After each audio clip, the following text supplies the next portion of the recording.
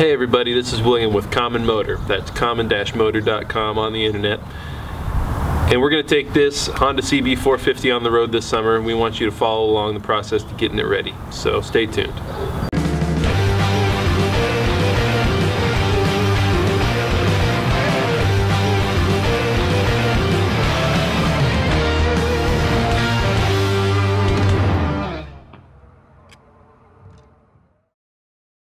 Hi there. So like I said, my name is William. I'm the technical lead here at Common Motor, and I want to introduce you to a project we're calling the Long Haul, and it's everything needed to get a vintage motorcycle like this Honda 450 ready for a long distance road trip.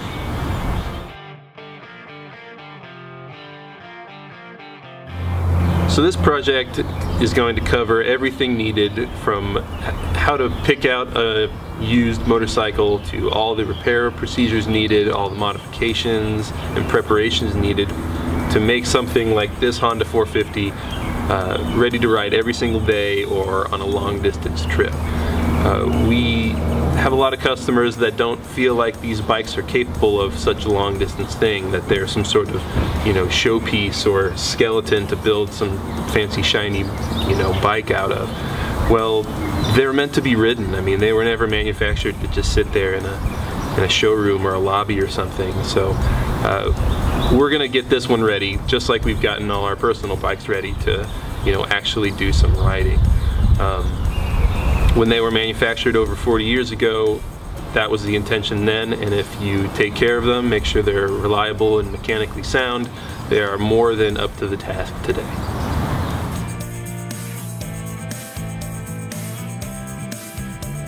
For this project, we've chosen a 1974 Honda CB450 K7. We chose this bike because of its size. While you can take smaller bikes on road trips like this, after a while they do get a little bit uncomfortable. So the 450, I feel like, is a good, nice, size of bike for some long distance riding. And this particular one is in good shape. It's got a little bit less than 14,000 on the clock. The engine seems to be in good shape, enough to get within, spec, and it's got all the necessary bits and pieces there to get it going. So, Honda 450.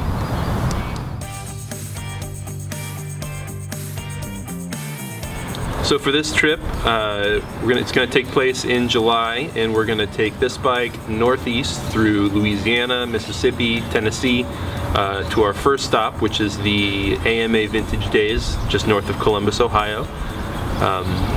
From there, we're going to go north around Lake Michigan to the Twin Cities area, be up there for about 2 weeks before heading back along the Mississippi to the Gulf Coast.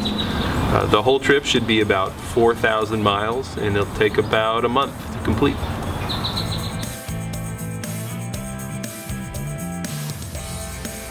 To get this bike ready for the long haul, we're going to need to do a number of different things. We'll go through the engine in terms of just inspecting it and giving it a tune-up. It probably won't need a full teardown. The fuel system, we will rebuild the carbs and go through the rest of the fuel system to make sure it's clean.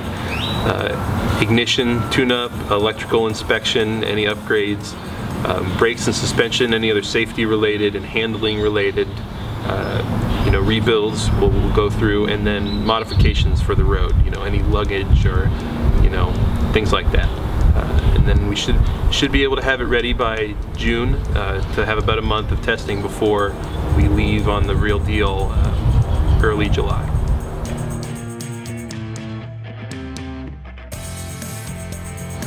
The motivation for the long haul project comes from 2 long distance motorcycle trips I took last year, and the feeling that I need to share it with other people.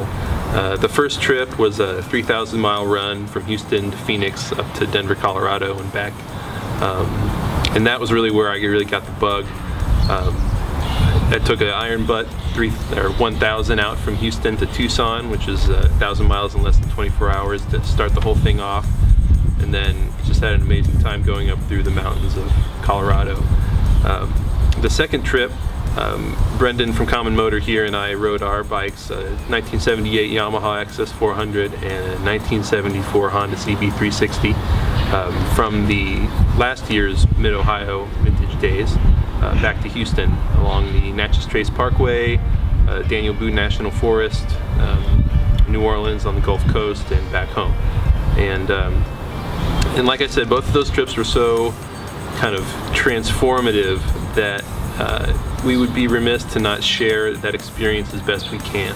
And one way of doing that is I put some of the photos I took together in this book, calling it Feel the Air. We'll have it for sale on the Common Motor website if you want to check out some of that.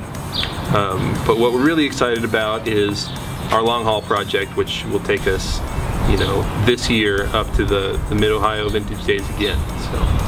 So part of the reason we wanted to share this with you is so that you can make your own trip. You know, that might be meeting us at the 2018 Mid-Ohio Vintage Days, July 6th through the 8th in Lexington, Ohio. But it might be something completely different. You know, pick your destination, pick your bike, get it running, and you won't regret it.